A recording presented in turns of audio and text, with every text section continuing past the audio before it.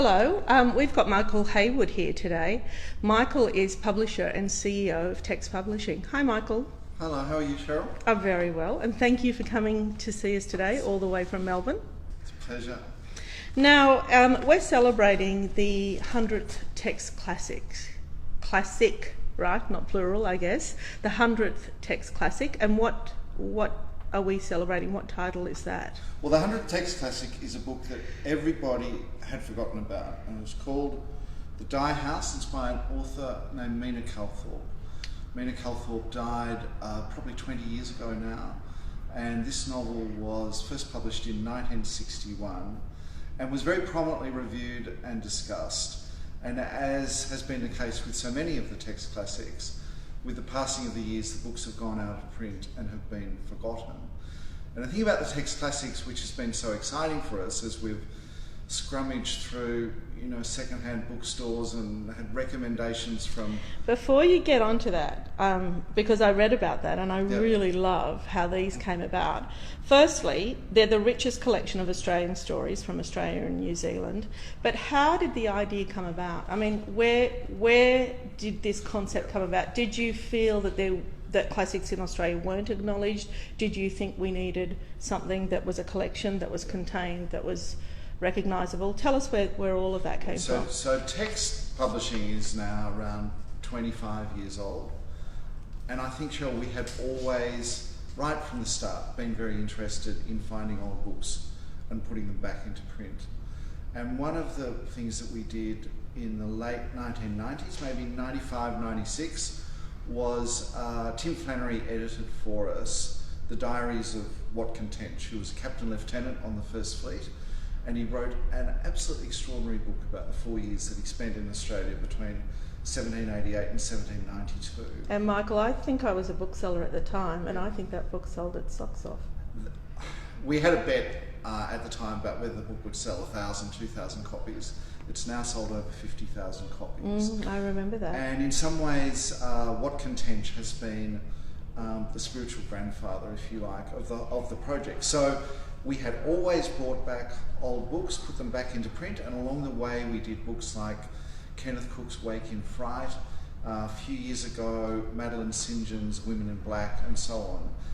And so then in 2011 we started planning.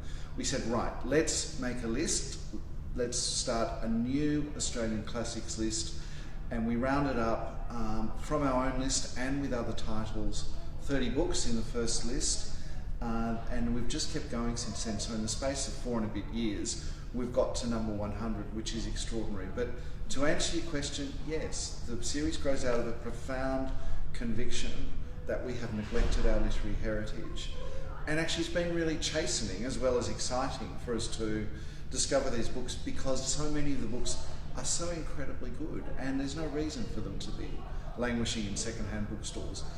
What they have to say is for us now, it's new. And in the case of The Dye House, this is a novel, unusual Australian novel, because it's set in the world of work. It's set in a factory in Sydney that manufactures dyes. It's a factory in which technological change is happening. There's this new product called nylon, which is discombobulating everyone, but it's about the lives of the people in the factory. Beautifully written book, a tragic sense of the destinies of some of the characters, and just a really great understanding of how important work is in everybody's lives, which is not the focus of every novel, as you know. But also so relevant now as it is back then. I often, people say to me, and people in the industry, and we're often our own worst enemies, as they say, but people often say, oh, do you focus on new releases? And we don't. For me, and definitely for the better reading community and the better reading readers, a book is new until they've read it. Yep. Do you agree with that? Oh, absolutely. And, some people will be aware of how much we have jumped up and down about making the case for Australian books to be taught more broadly and more widely in schools and universities. But the support for the series has come from the general reading public. And people really do want to explore the literature of their own country, and they don't want to do it because they feel obliged to do it. They want to do it because the books are so exciting and they speak to us now. So, for instance, I'm thinking of, say, Sumner Locke Elliott's Careful He Might Hear You, a really fascinating novel about a child's perspective on this custody struggle between his two aunts, a book written now, more than half a century ago, and incredibly exhilarating to read. So absolutely, the whole point of the classics is that these are books which may have been forgotten, but they can't grow old. They'll be always new because they're so good. Yeah, they will. Tell us a little bit about the packaging and design, because I've got to say it's very easy on the eye. They're lovely books. Well, we owe a tremendous debt to, frankly, one of the world's great book designers, and that's Chong Wing Ho. It was a great brief for Chong, who's, I've worked with him as long as I've been in book publishing. Let's design the look for a new classic series in Australia. And Chong has come up with this template, which now is subject to various forms of variation. The Dye House, you can see why that jacket is appropriate for a novel which is so much about colour and fabric and so on. But for many of the other books, Chong chose what I'm holding now is Elizabeth Harrower's The Watchtower, an amazing lost novel which so many thousands of people have now read. And Chong, he's gone for a yellow ground, and the yellow can be varied in many ways. And then there are template items that can be moved around with this very strong branding of text classics down the bottom, so people know exactly what they're getting. So it's really one of the great acts of design in Australian publishing history, I think.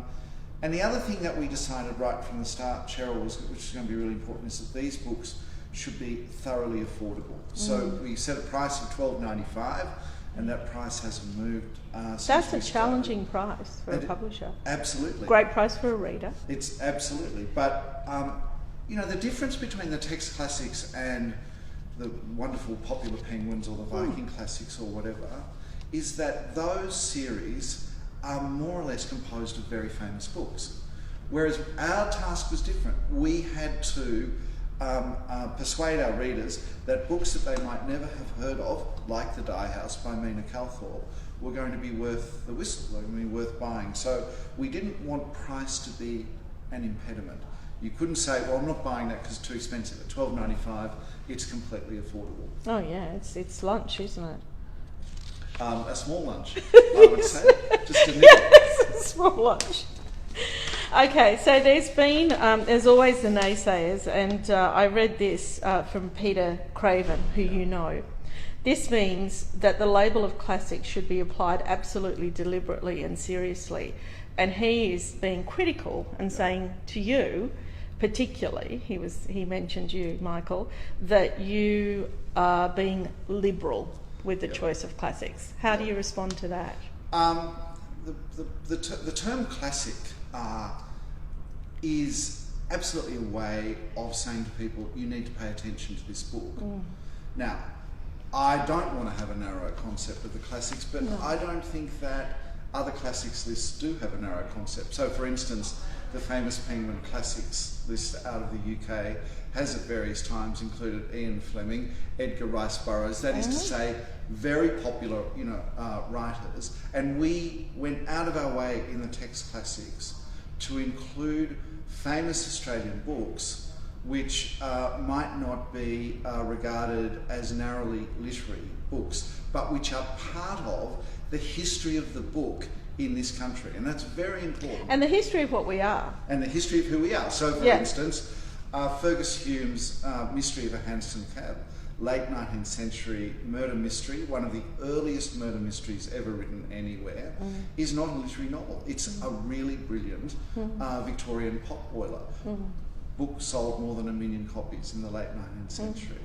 And the other one, which I think is really important, is arguably the book which has still sold more copies than any other book in Australia, and is a brilliant satire on the whole concept of the conversation between old Australia and new Australia after the war, and that's They're a Weird Mob. by Nina Fantastic. Colotta. Absolutely. Fantastic. Do you know, I was thinking too, because while I was doing the research around text classics and the research around talking with you, it got me thinking about, what is a classic? But I guess my interpretation, and I think a lot of the better reading readers will agree with that, is a story that survived the time, and also I guess a story that is still relevant now as it was when it was written. Yeah, it's a story which both is about us, but also which gives us a very fresh perspective on where we've been. We remain, I think, in literary terms, a kind of frontier society. Very exciting place to be publishing books now. Extraordinary number of really fantastic new writers in Australia.